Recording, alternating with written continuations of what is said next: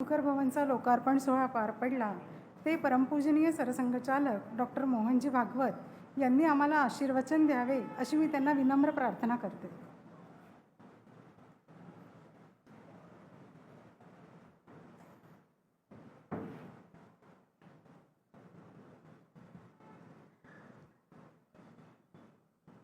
मंचावर आणि सभागृहात उपस्थित असलेले सर्व आत्मीय मान्यवर, औपचारिक संबोधन कसं करावं असा प्रश्न पडतो जेव्हा असा कार्यक्रम असतो. इतकी अनौपचारिकता संबंधात राहिलेली आहे, ती तशीच राहावी असं वाटतं. तरुण भारताचा संबंधही असाच आहे. वैचारिक दृष्टीने प्रबोधन करता करता तरुण भारत हा स्वयंसेवकांच्या जीवनातली आवश्यकता बनून गेला आहे. तरुण भारत हा वाचलाच पाहिजे असं असतं साधारणपणे. तो किती पानाचा निघतो आहे, त्याच्यातला फोटो नीट दिसतो का नाही दिसत वगैरे वगैरे सगळे किस्से जे आहेत ते असले तरी तरुण भारत पाहिजे. त्याचं कारण असं आहे, संघ आणि तरुण भारत यांचं वय सारखं आहे, जोडीने वाटचाल सुरू झाली. संघ सुरू झाला आणि तरुण भारत सुरू झाला तेव्हा या दोघांचा संबंध याचं काही कारण नव्हतं. पण कदाचित तेव्हाचं वातावरणच सगळ्यांचाच ध्येयवादी बाणा असायचा. विचार अलग अलग असले तरी प्रामाणिकता, त्याग, तपस्या या गोष्टी विशेष करून नेतृवर्गामध्ये सामान्य होते. आणि त्याच्यामुळे आणि देशावर पारतंत्र्य होतं ते दूर करणं हे सगळ्यांचंच पहिलं काम होतं.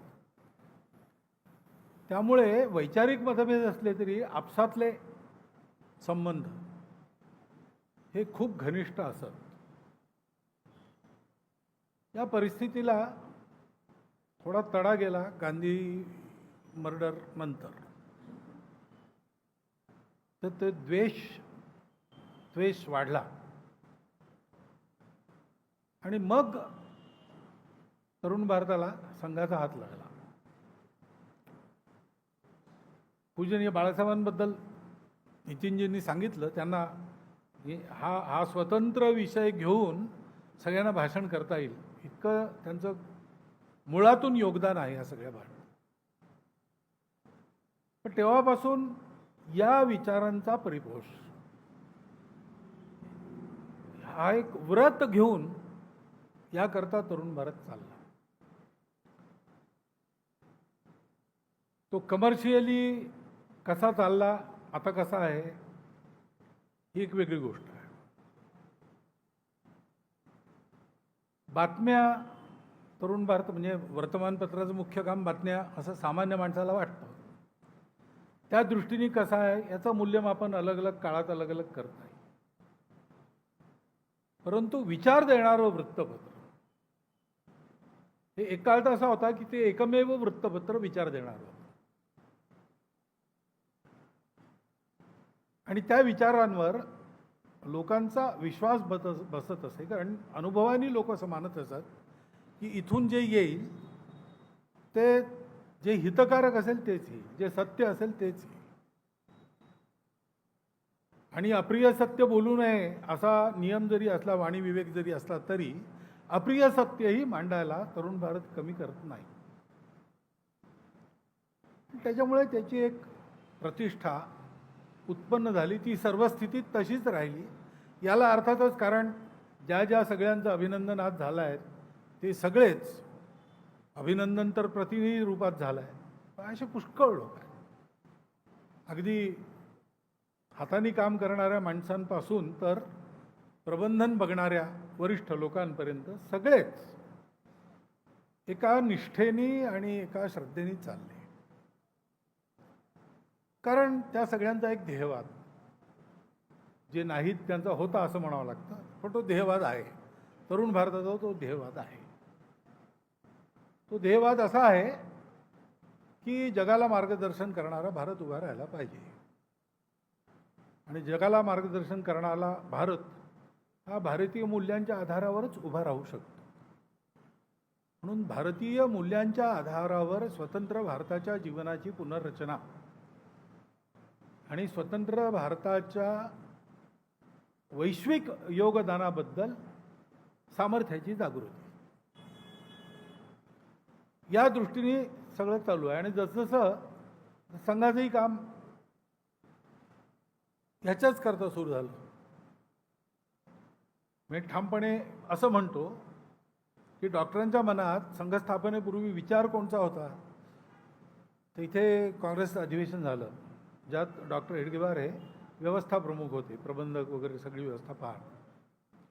त्यावेळी त्यांनी प्रस्ताव समितीला 2 प्रस्ताव दिले होते. ते दोन्ही नाही घेतले विचाराकरता, पण त्यांनी दिले होते. एक प्रस्ताव होता गोवंश हत्याबंदीचा. दुसरा प्रस्ताव होता की काँग्रेसनी संपूर्ण स्वराज्य हे आपलं ध्येय घोषित केलं पाहिजे. ही मागणी त्यावेळच्या सगळ्या तरुणांची काँग्रेसमधल्या होती. सुभाषबाबू, जवाहरलालजी हे सगळे एका वयाचे लोक होते. त्याच्याकरता आग्रह धरत होते. आणि ज्येष्ठ मंडळी जरा दमानी घ्या, आपण एकदम झगडा करू, 1857मध्ये आपण पराभूत झालो, तसं पुन्हा होता कामा नये हा विचार मनात असल्यामुळे मग त्यांना मवाळ म्हणतात. आणि ही तरुण मंडळी जहाल पक्षात सगळे नसले तरी या बाबतीत सगळे झाल होते. त्यांनी रेटत ती मागणी 28-29 पर्यंत नेली आणि शेवटी 30मध्ये काँग्रेसने घोषित केलं.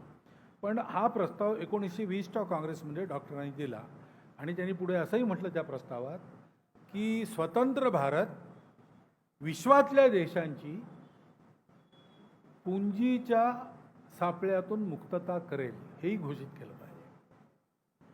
म्हणजे डॉक्टरांच्या विचाराचा कॅनव्हास त्यावेळी सुद्धा हा स्वतःपासून तर विश्वापर्यंत असतो. आणि म्हणून संघ सुरू झाला तर पहिल्यांदा संघ टिकवणं हेच आव्हान होतं. जसं तरुण भारतापुढे ते होतं 48 नंतर. पण ती परिस्थिती गेली काही दिवसांनी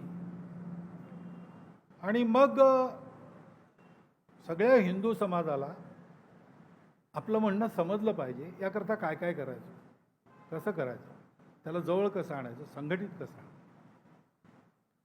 आत्ता जी मला परिस्थिती फिरताना सगळीकडे दिसते की हिंदू समाजात जेव्हा करतो संघ हे करणारच. हिंदुस्थान हिंदू राष्ट्र आहे हे सत्य आहे, म्हणजेच हे संघ करणार. पण सगळे लोक अशी अपेक्षा करतात की हरकत नाही याला, पण आमचाही जरा विचार करा, जरा भारताची काळजी करा, सगळ्या भारतीयांची काळजी करा. वैचारिक दृष्टीने सगळे भारतीय म्हणजे हिंदू, हिंदू म्हणजेच सगळे भारतीय. हिंदू संस्कृती, हिंदू पूर्वज आणि हिंदू भूमी यांच्याशीच सगळ्यांचं नातं आहे, बाकी कशाशीही नाही. आज जे भारतात आहेत हे काही लोकांना समजलं आहे, काही लोकांना समजूनही उमजूनही ते कळतं पण वळत नाही, सवयीमुळे किंवा स्वार्थामुळे. आणि काही लोकांना अजून ते कळलेलं नाही, काही लोकांना ते विसर पडला आहे. तेवढाच फरक मानतो. पण लोकांमध्ये असा आहे की हिंदू आणि इतर, तर ते म्हणतात की संघाची स्थिती अशी आहे की सगळ्यांची काळजी करा.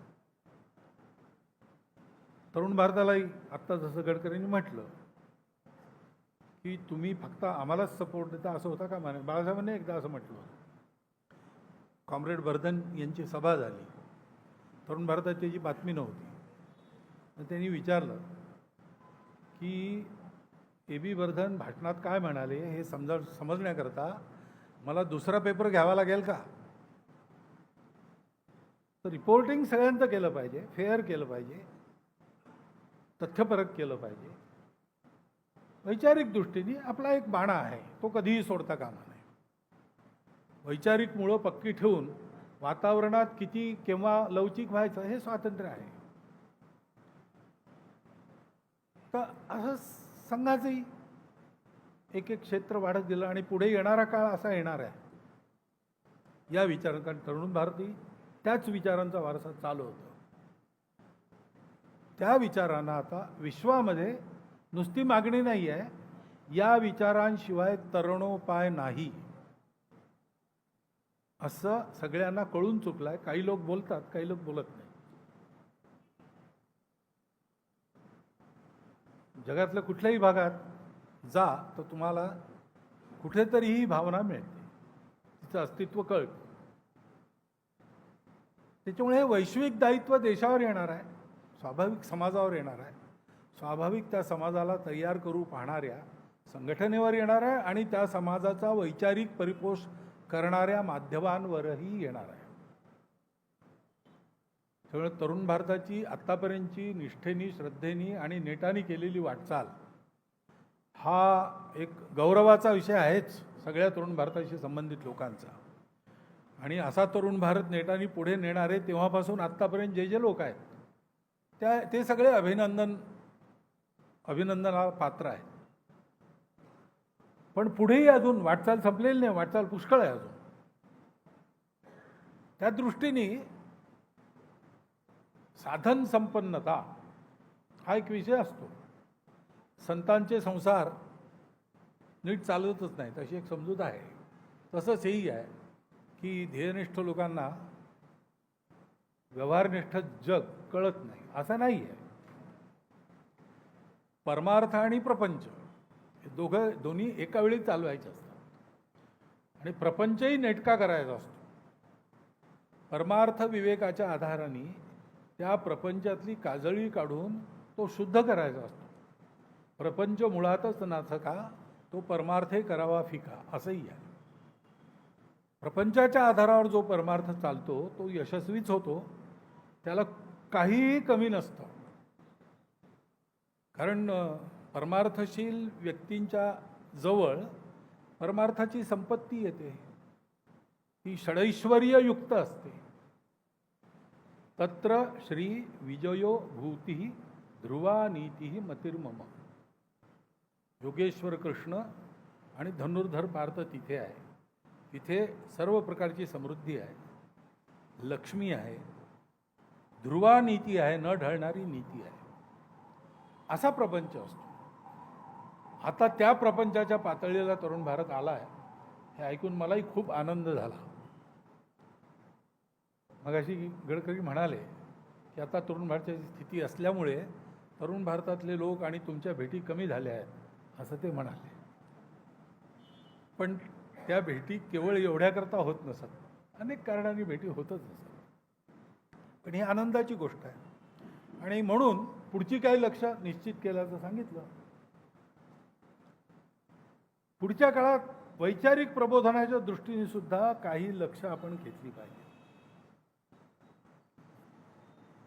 एखादं विमान निघतं तेव्हा एक एक इंजिन सुरू होतं आणि ते हवेत उडतं. त्याच्यानंतर सुद्धा बऱ्याच वेळाने सगळी यंत्र त्यातली काम करायला लागतात. ती पुन्हा ते भूमीवर उतरून आपल्या जागी जाऊन थांबत नाही, त्याचा दरवाजा उघडत नाही तोपर्यंत चालू असतात. अशी आत्तापर्यंत जी इंजिनं चालू झाली वैचारिक प्रबोधनात ती सगळी चालू ठेवावी लागणारच आहेत. परंतु काही नवीन इंजिनं सुरू करावे लागणार. आता आपल्या देशाची आणि संघ विचारांची ही अवस्था असल्यामुळे आपल्याला एक उदाहरण जगापुढे प्रस्तुत करतील अशी माणसं देशातली पाहिजेत. त्याच्याकरता विचार द्यावे लागतात आणि त्याच्यामुळे पुष्कळ गोष्टी आहेत त्यात. पण आम्ही असं म्हणतो की 5 गोष्टींनी सुरुवात करू. एकतर समाजामध्ये भेद नको, विषमता नको. समाजामध्ये सद्भाव पाहिजे, सहयोग पाहिजे. भाषा, पंथ संप्रदाय, जातपात या सगळ्या गोष्टींना सुट्टी मिळाली पाहिजे. त्यांना सुट्टी मिळेल न मिळेल त्या आपल्या चालीनी जातील, फार काळजी त्याची करायची नाही. पण आपसातलं एकमेकांचं नातं हे आत्मीयतेचं असलं पाहिजे, सौहार्दाचं असलं पाहिजे, सद्भावाचं असलं पाहिजे, बरोबरीचं असलं पाहिजे. या दृष्टीने हे बुद्धीनी सगळ्यांना मान्य आहे. पण मनामध्ये पुष्कळ गोष्टी घर करून असतात आणि सवयीत यायला पुष्कळ वेळ लागतो. तोपर्यंत सतत हे वैचारिक प्रबोधन व्हावं लागतं, माहीत असलेलं पुन्हा सांगावं लागतं. कारण ती सारखी सारखी आठवण मनाला झाली तर मनातल्या गाठींवर उपाय मिळतो आणि त्या गाठी सुटतात. आणि सारखं सारखं ते प्रबोधन होत असलं तर मग ते केव्हा तरी वागण्यातही उतरतं. ते झालं पाहिजे. दुसरी गोष्ट आहे की सगळ्या जगाची समस्या, भेद ही एक समस्या आहेच. जरी भारताकडे बोट दाखवत असले सगळे लोक, तरी मुळात भेद ही मुळातली उत्पत्ती बाहेरची आहे. जिथे आम्ही आणि ते अशा दोन भिंती करूनच जे जे चांगलं आहे ते आम्ही, आमच्याकरता, सगळा सदाचार वगैरे वगैरे अमुक एका गटाकरता. बाकी कोण? बाकी आहेत पण मनुष्य असूनही ते मनुष्य म्हणण्याच्या लायकीचे नाहीत, कारण त्यांनी हे मान्य केलेलं नाही. अशी विभागणी करूनच तिथे सुरू होतं. ही सगळी बाहेरची गोष्ट आहे. आपल्याकडे मुळात ते नाही आहे, पण आपण मूळ सोडलं म्हणून ते आलेलं आहे. त्या मुळाकडे परत न्यायचं. ती मुळं कोणची याची स्पष्ट आणि स्वच्छ कल्पना सगळ्यांना असावी. त्या मुळातच काही असं आहे हा भ्रम निघून जावा, याच्याकरता पुष्कळ प्रबोधन पाहिजे. परंतु आणखीन एक संकट आहे की जगात आता असे मांडणारे लोक आहेत की सगळं जे जे काही उभं झालेलं आहे सगळ्या जगात, कोणाच्याही प्रयत्नांनी, कोणत्याही विचारांनी असो, जे लोकांना आवडतं, मंगल वाटतं, पण त्याच्याकरता एक अनुशासन पाळावं लागतं. तर अनुशासनाला मुळात विरोध आहे. अनिर्बंध व्यक्ती स्वातंत्र्य म्हणजे स्वैरता. त्यांचं म्हणणं असं आहे की माणसाचा विकास म्हणूनच होत नाही, माणूस गुलामीत म्हणूनच असतो की ही बंधनं त्यांनी उत्पन्न केली, ही सगळी बंधनं तोडली पाहिजे आणि त्याच्याकरता ह्या बंधनाचा उगम जिथून आहे ते सगळं ध्वस्त केलं पाहिजे. म्हणजे इंग्रजीमध्ये एक प्रकारचा सॅडिस्टिक असा विचार असा या लोकांचा आहे. त्याला नाव मोठी गोंडच देतं, वोकिझम, आणखीन काय काय, पोस्ट मॉडर्न कल्चरलिझम वगैरे वगैरे असं काय काय म्हणत असतात. पण मुळात त्याचं सार हे आहे की आत्तापर्यंत ज्याच्यामुळे सगळं नीट चाललं, समाजाची धारणा झाली, कुटुंब एकत्र आणली, पण ते कुटुंबात लहान मुलांना वडिलांचं ऐकावं लागतं, ही गुलामी आहे. ते कुटुंब उद्ध्वस्त करा, मुलांना स्वैर होऊ द्या, आईबापांना शिव्या घालणारी मुलं काही हरकत नाही, स्वतंत्र आहेत ना ती, विचार आहे. आणि त्यांच्या हातात प्रचारही आहे. म्हणून आपण जे पाहतो चारीकडे वातावरण, की हे कळत असूनही माध्यमांमधून, बोलण्यांमधून, भाषणांमधून, पुस्तकांमधून हे सगळं येत असतं. आणि त्याच्यामुळे पृथ्वीवरल्या सगळ्या माणसांना एक धोका उत्पन्न झाला आहे याची जाणीव आहे. घर तुटेल याची जाणीव आहे. आत्तापर्यंत जी भद्रता पाळून आपण राहिलो, आपली पुढची पिढी तशी राहणार नाही याची भीतीही आहे आणि खंतही आहे. या दृष्टीने आपापलं कुटुंब सुशिक्षित करणं, त्याच्याकरता या संस्कारांचं प्रबोधन पाहिजे. जिथे जी परंपरा आहे तिथे त्याचं प्रबोधन पाहिजे. आपल्या देशाच्या परंपरेचं आपल्या देशात प्रबोधन पाहिजे. आपल्या देशात खूप विविधता असली तरी परंपरा सगळ्यांची एक आहे. स्वतःला हिंदू न म्हणणारे सुद्धा परंपरा त्यांची तीच आहे. लग्न समारंभातले शिष्टाचार तेच आहेत, गाणी वगैरे हे सगळं तेच आहे. वेशभूषा, भाषा ही सगळी तशीच आहे. कारण मुळात त्याच्यामागची दृष्टी एक आहे. त्याचं प्रबोधन व्हायला पाहिजे, विशेष करून नव्या पिढीला व्हायला पाहिजे. कुटुंब प्रबोधन गतिविधीतून संघ स्वयंसेवक ते करत असतात. तिसरी गोष्ट, पर्यावरण हा सगळ्यांनाच आज चिंतित करणारा आणि प्रेरक ठरणारा सुद्धा विषय आहे. या पर्यावरणाच्या नावाने तुम्ही काहीही कराल तरी नुसतं कळलं की होत आहे, तुम्हाला एक पाठिंबा उभा राहतो, पण पाठिंब्याकरता नाही. खरोखर पर्यावरणाच्या समस्या आहेत, पण पर्यावरणाची चिंता असणारा सुद्धा पाणी किती रोज खर्च करतो हा प्रश्न आहे. त्याच्या घरी प्लॅस्टिक किती प्रकारचं आणि कुठे कुठे किती आहे हा एक प्रश्न आहे. तो कदाचित विस्थापनाची चिंता करेल, अमुक एक धरण बनत आहे, ते विस्थापितांचं काय होतं आहे प्रश्न आहे, चिंता केली पाहिजे त्याची. परंतु माझ्या घरी काय काय होत आहे, मी माझं घर गावाच्या बाहेर बांधलं, त्याच्याकरता ती झाडी तोडली, त्यातनं माकडं आणि कोल्हे विस्थापित झाले, ते कुठे जाणार? आज जे वाघबीक घुसतात, माकडं वगैरे धुमाकूळ घालतात.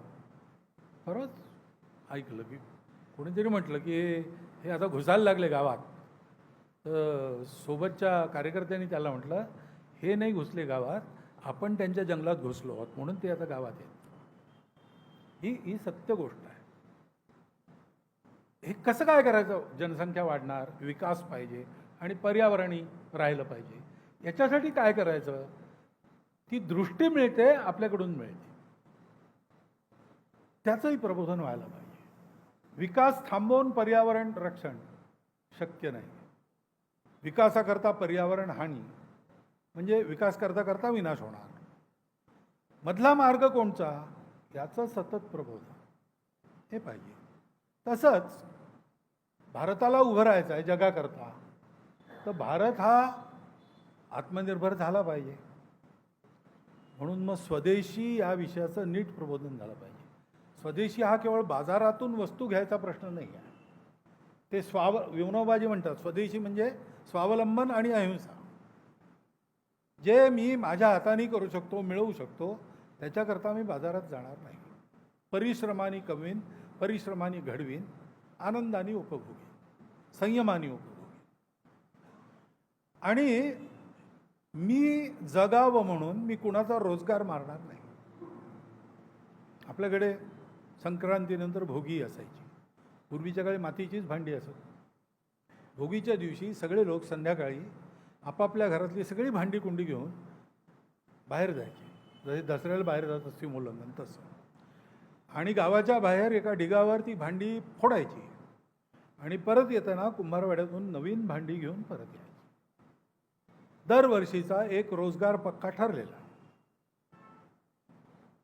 सर्व दृष्टीने ती मातीची भांडी, ती बायोडिग्रेडेबल आहेत,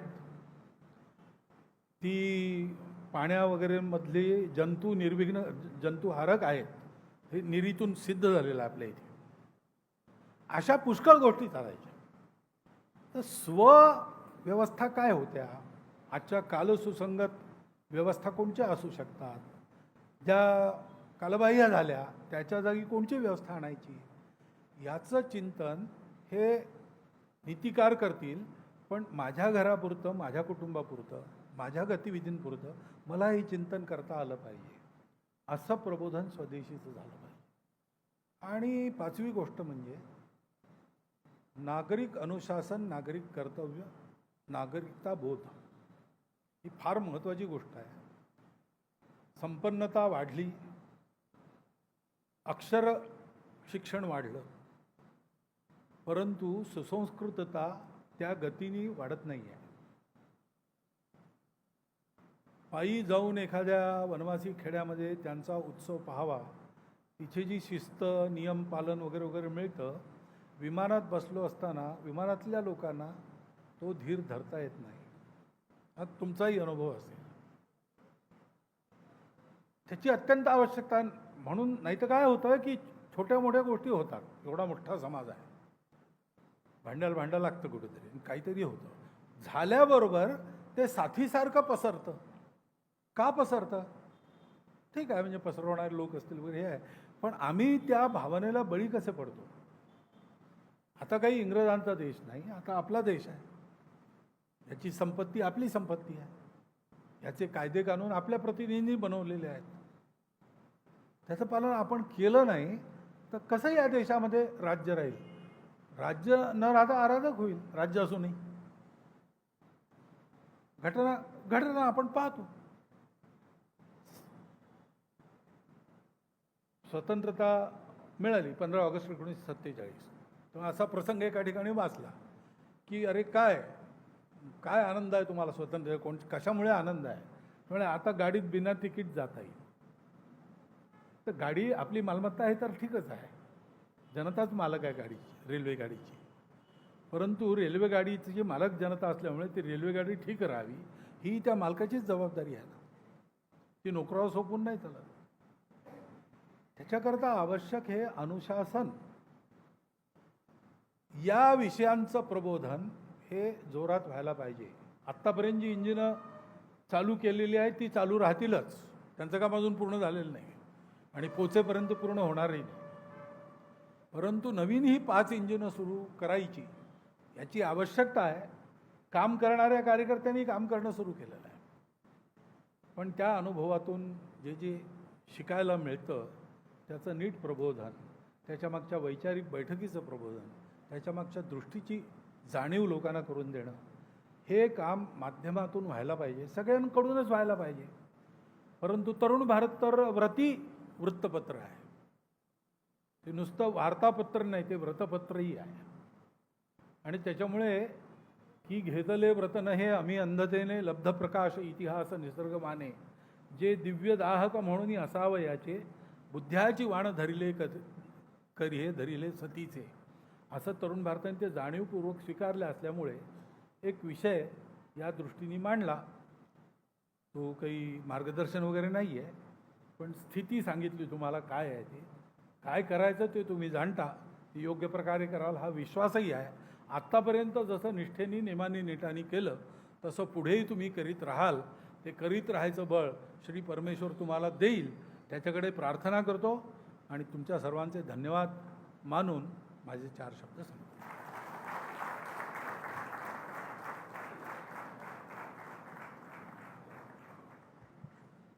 मधुकर भवन लोकार्पण सोहळ्याची आठवण म्हणून श्री नरके